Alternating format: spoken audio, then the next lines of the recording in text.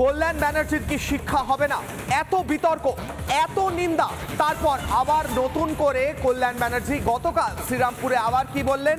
Mimicry করা আমার সাংবিধানিক অধিকার, তা নাকি তার সাংবিধানিক অধিকার, এমনটা বলছেন কল্যাণ ব্যানার্জি। এবং তারপরে জগদীপ ধনকরকে আবারও কুৎসিত নকল তৃণমূল সাংসদের। দলীয় সভায় কদর্য আক্রমণ কল্যাণ ব্যানার্জির।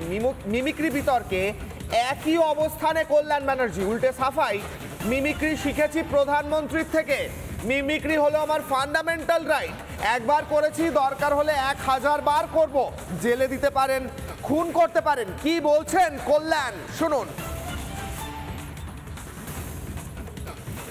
শুধু কেঁদেই যাচ্ছে, কেঁদেই যাচ্ছে, কেঁদেই যাচ্ছে।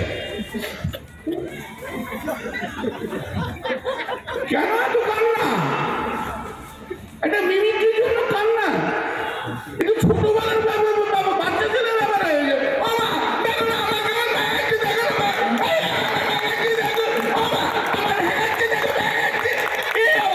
নরেন্দ্র মোদীকে আমাকে তেল দিতে হবে, আসল কথা হচ্ছে তাই। Oiling, oiling, oiling, oiling, oiling, oiling. শুনুন, right to expression is a fundamental right. Sir, you are a lawyer, no? The right to expression is a fundamental right. Mimicry is a right, is an expression. It's my fundamental right, which cannot, nobody can destroy it. ছি, একটাই কথা বলা যায়, ছি। একজন সাংবিধানিক পদাধিকারীকে এইভাবে অপমান করা, মিমিক্রি করা, সেটা নাকি তার সাংবিধানিক অধিকার। আবার উল্টে বলছেন তিনি এই মিমিক্রি করা নাকি প্রধানমন্ত্রীর থেকে শিখেছেন, এমন ভয়ঙ্কর কথা। শুনুন। মিমিক্রি আমি অনেক আগে দেখেছি, মিমিক্রি দেখেছি। মিমিক্রি যে করা যায় লোকসভায়, সেটা প্রথম শিখলাম যার কাছ থেকে, তার নাম হচ্ছে নরেন্দ্র মোদী। মিমিক্রি আমি অনেক আগে দেখেছি, মিমিক্রি দেখেছি। মিমিক্রি যে করা যায় লোকসভায়, সেটা প্রথম শিখলাম যার কাছ থেকে, তার নাম হচ্ছে নরেন্দ্র মোদী।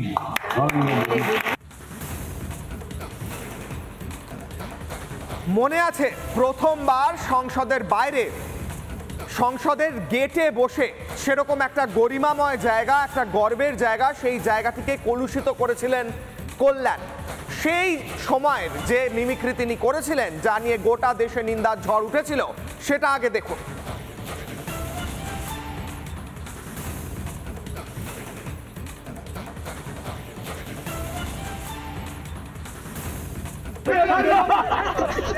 मोदी सरकार डाउन डाउन एक minute Mr. Rai, you are a lawyer. I am a lawyer. You are a lawyer. I am a lawyer. Mr. Nariman is not a good lawyer. How many cases do you know? I have done in Supreme Court. I have done it. You are a lawyer. I am great. What understand? My spine is so straight.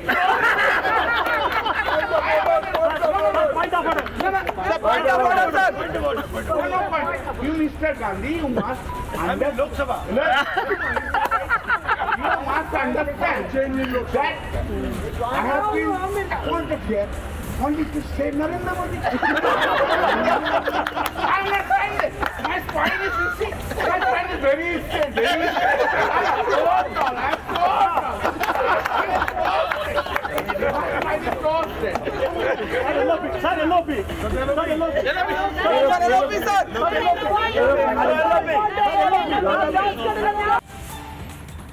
আচ্ছা বলুন তো, জোকারদের কাজ কি? সার্কাসে মানুষকে হাসানো। আর সাংসদদের কাজ কি?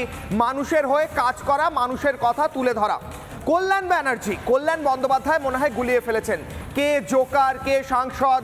এই যে জোকারি তিনি করছেন, এই জোকারির পর বাংলার মানুষ এক্সপেক্ট করেছিলেন, আশা করেছিলেন দলনেত্রী মমতা বন্দ্যোপাধ্যায় হয়তো তাকে আটকাবেন। কিন্তু মমতা বন্দ্যোপাধ্যায় তো অন্য কথা বলছেন। কি বলেছিলেন মমতা বন্দ্যোপাধ্যায়, শুনুন। जस्ट पॉलिटिकली कैजुअली, आपको तो पता भी नहीं चलता अगर राहुल जी वीडियो में तो छवि नहीं तुलता तो রাহুল গান্ধী ভিডিও করছেন, তাড়িয়ে তাড়িয়ে উপভোগ করছেন। মমতা বন্দ্যোপাধ্যায় বলছেন এটা তো একটা ক্যাজুয়াল জিনিস, ক্যাজুয়াল অ্যাপ্রোচ। আর কল্যাণ ব্যানার্জি বারবার জোকারি করছেন, নাটক করছেন, মিমিক্রি করছেন। এই করতে বাংলার মানুষ ভোট দিয়ে আপনাকে পাঠিয়েছিলেন সংসদে। এই প্রশ্ন উঠছে, রাজনৈতিক ব্যক্তিত্বরা কি বলছেন শুনুন রাজনৈতিক প্রতিক্রিয়া। এক সময় তৃণমূল কংগ্রেস একজন তাদের স্বনামধন্য নেতার জন্য খুব একটা সুন্দর স্লোগান বানিয়েছিল। স্লোগানটা ছিল মাতাল তোমায় জানতে হবে, আগামীকে মানতে হবে। আজকে তো আরেকটা স্লোগান এরকম আমরা ভাবতেই পারি যে জোকার তোমায় মানতে হবে, শিষ্টাচার জানতে হবে। এই যা প্রেক্ষাপট, আমাদের বুঝতে হবে মিমিক্রি এবং রিডিকিউল দুটো আলাদা বিষয়। একজন সাংবিধানিক পোস্টে রয়েছেন, এতটা সম্মানীয় একটা জায়গায় রয়েছেন, তার নামে তাকে নিয়ে এই ধরনের রিডিকিউল করা, পার্লামেন্টের কমপ্লেক্সে দাঁড়িয়ে এবং পরবর্তীকালে সেটাকে সমর্থন করা, রাজ্যের শীর্ষ নেত্রী বলেছেন ক্যাজুয়াল ব্যাপার। এটা তো চুরি থেকে শুরু করে এইসব নাটকবাজি সবই ক্যাজুয়ালিই করে এমন একটা দল, ছেড়েই দিন। কিন্তু এই লোকটি নিজে সে সার্কাস পার্টির জোকারি পরিণত কেউ যদি নিজেকে করে ফেলে তাহলে তার কিছু বলার থাকে না।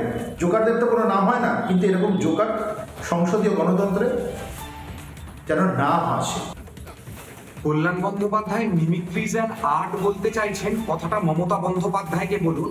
মিমিক্রিজ অ্যান্ড আর্ট বলে অম্বিকেশ মহাপাত্রকে জেলের মধ্যে ঢোকানো এবং তার সঙ্গে সঙ্গে কিছু প্রশ্ন করলে পরে কাউকে মাওবাদী তকমা লাগিয়ে দেওয়া, এটা কাকে বলতে চাইছেন? মমতা বন্দ্যোপাধ্যায়কে বলুন, অন্যদেরকে বলছেন কেন? আর উনি মিমিক্রি করে উনি নিজের ব্রাউনি পয়েন্টস বাড়াতে চাইছেন কিনা, সেটাই হচ্ছে সব থেকে বড় প্রশ্ন। এবার টিকিট বাঁচানোর জন্য ওনাকে এখন এই নিম্ন স্তরে নেমে আসতে হয়েছে কিনা সেটা তো আমাদের জানা নেই। তবে মিমিক্রিজ অ্যান্ড আর্ট বলতে গেলে আগে মমতা ব্যানার্জিকে বোঝানো। Right two freedom of expression ভারতবাসীর নাগরিক অধিকারের মধ্যেই পড়ে। তাই বলে দেশের প্রধানমন্ত্রী জনসভায় আবার আইনসভা তথা লোকসভায় মিমিক্রি করবেন, সংসদের উদ্দেশ্যে অঙ্গিভঙ্গি করবেন, এটা মেনে নেওয়া যায়। প্রধানমন্ত্রীকে অনুকরণ করে আমাদের রাজ্যের শাসক দলের একজন সাংসদ সংসদে মিমিক্রি করছেন, এটাও মেনে নেওয়া যায় না। একই আইনের তলায় শাসক দল, নেতা, মন্ত্রী, এমনকি প্রধানমন্ত্রী যা করলে কোনো রকম সাজার ব্যবস্থা হয় না। একজন সাধারণ নাগরিক তার নাগরিক অধিকার পালন করলে, কোনো অপরাধ না করলে তার বিরুদ্ধে শারীরিক নিগ্রহ, লকআপ, মিথ্যে মামলা, ক্রিমিনাল কেস নেমে আসে। এই জিনিস কখনো সাধারণ নাগরিক হিসেবে মেনে নেওয়া উচিত নয়। দেশের উপরাষ্ট্রপতিকে উদ্দেশ্য করে প্রকাশ্যে ভাড়ামি করা কোন সাংবিধানিক ফান্ডামেন্টাল রাইটের মধ্যে পড়ে আমি জানি না, কিন্তু দেশের উপরাষ্ট্রপতিকে প্রকাশ্যে উদ্দেশ্য করে এই যে ভাড়ামি করা, সেটা কল্যাণ বন্দ্যোপাধ্যায়ের নিকৃষ্ট শিক্ষা এবং স্থূল রুচির পরিচয়। সংসদের ভিতরে অনেক সময় হালকা মেজাজে একে অপরের নকল করতে কাউকে কাউকে দেখা গেছে, কিন্তু সেটা সংসদের ভিতরে কোনো একটা মজার মধ্যে। তার সঙ্গে প্রকাশ্যে উপরাষ্ট্রপতিকে নিয়ে এই ধরনের কদর্য অসভ্য আচরণ, এটা তুলনীয় হতে পারে না। আসলে এটা তৃণমূলীয় কালচার এবং কল্যাণ বন্দ্যোপাধ্যায়ের ক্রোনোলজি দেখলে দেখা যাবে এটা তার চরিত্রগত।